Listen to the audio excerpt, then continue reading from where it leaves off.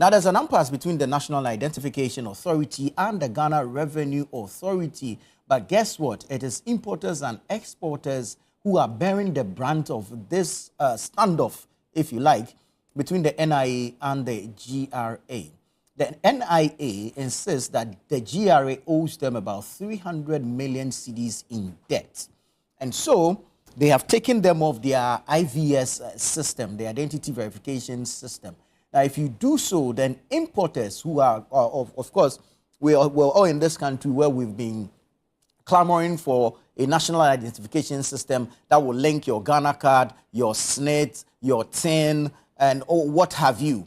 And so if all these are being linked and we need same ID or same identification number to transact business, and because of a standoff between the two authorities, that's the Revenue Authority on one end, where we're supposed to pay our taxes, our import duties, and others, and the National Identification Authority that has the identity verification system as its own and runs it or lends same to the GRA to transact its business, then I don't know where we are going.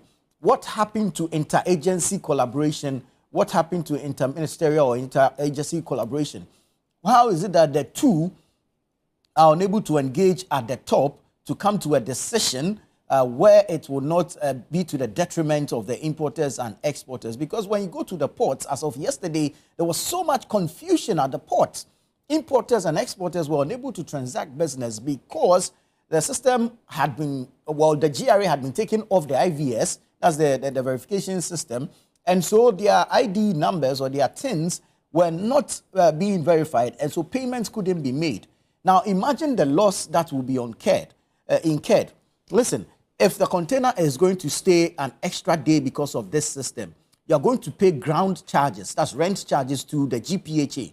You're going to pay demurrage for the container to the shipping line.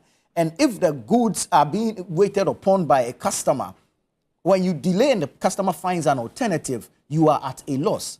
And so we shouldn't be toying with issues as critical as this.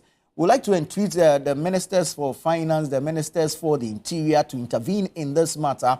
Let's bring some finality to this impasse or standoff between the NIA and the GRA so that importers do not continue to bear the brunt. Already, we have the duties itself is a headache on the importer. So if they manage to get the money to go pay the duty or the taxes and they are unable to pay because of a standoff between two regulatory bodies, then that's very problematic. It's quite worrying if you ask me, because, like I said, when there's an extra rent or ground rent by GPHA, who's going to pay for it? If there's extra demurrage by the shipping line, who is going to pay for it? So please, we need to expedite and deal with this issue between the GRA and the NIA, and let's bring some sanity to the ports, because, I mean, we both know the amount of revenue generated at the ports on a daily. Peace, shalom.